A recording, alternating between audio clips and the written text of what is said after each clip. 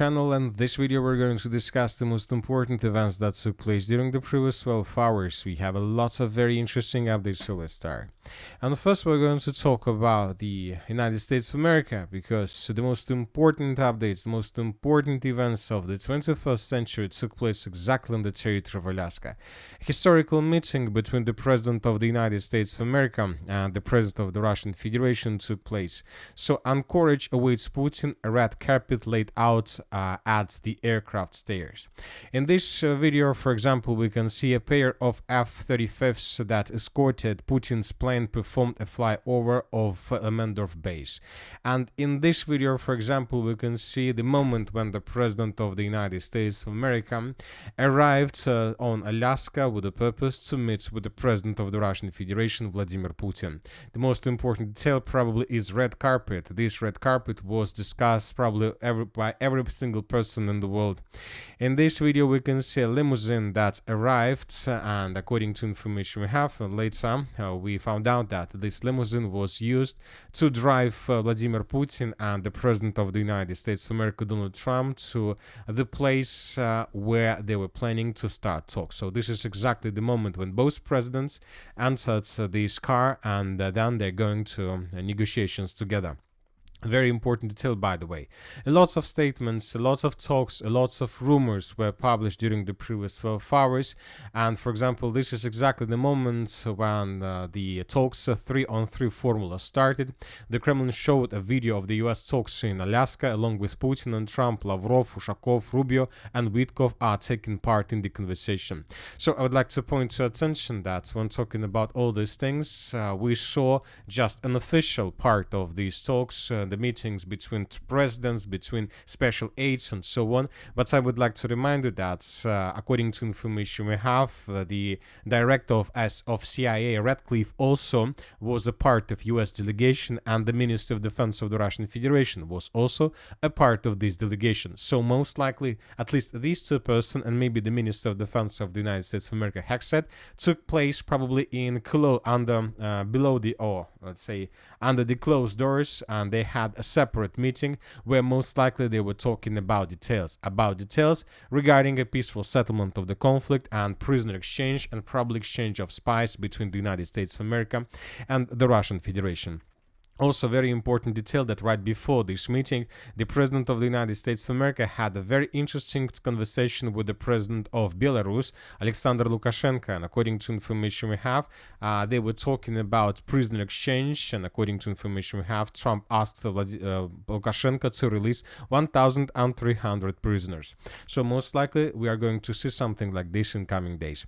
And by the morning, according to information we have, the President of the United States of America had a call with the President of Ukraine, Zelenskyy. He called him to visit Washington this coming Monday. Most likely he will be given instructions or the final plan or final decision of the United States of America and the Russian Federation, and then everything will depend just on Zelenskyy whether to accept this plan or not to accept this plan. But if Zelenskyy refuse or reject this possible plan, then most likely the United States of America will leave the conflict and will leave Ukraine one-on-one with the Russian Federation. And somewhere at 11 a.m. of Moscow time, Donald Trump made another statement. He published this article in his social network. A great and very successful day in Alaska. The meeting with President Vladimir Putin of Russia went very well, as did at late night phone call with President Zelenskyy of Ukraine and various European leaders, including the highly respected Secretary General of NATO. It was determined by all that the best way to end the horrific war between Russia and Ukraine is to go directly to a peace agreement, which would end the war, and not to a mere ceasefire agreement, which oftentimes do not hold up. President Zelenskyy will be coming to Washington, the Oval Office, on Monday afternoon, or if all works out, we will then schedule a meeting between President Putin, Zelenskyy, and probably Trump itself. Potentially millions of people's lives will be saved. Thank you for your attention to this matter. So Trump is trying to tell us that maybe the next week, the war between the Russian Federation and Ukraine will be ended.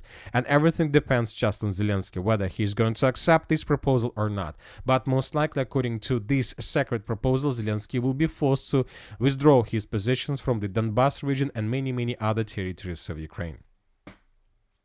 And when talking about the situation on the ground, right before the meeting started between Trump and Putin, the Ukrainians published their own article regarding the situation in the area of Russian breakthrough to the north of the city of Pokrovsk. And furthermore, a bit later, the pro-Ukrainian resources made their own adjustments on map. According to these adjustments, the Ukrainians during the previous 3 days managed to improve their positions significantly. The core of Ukraine counterattack, the first military core, was a core of Ukraine counterattack during the previous days, during the previous 3 days, and according to them, they managed to recapture more than 60% of the territories that were taken by the Russian sabotage and reconnaissance group. So this is, for example, an article that was published by this first corps of Azov of National Guard.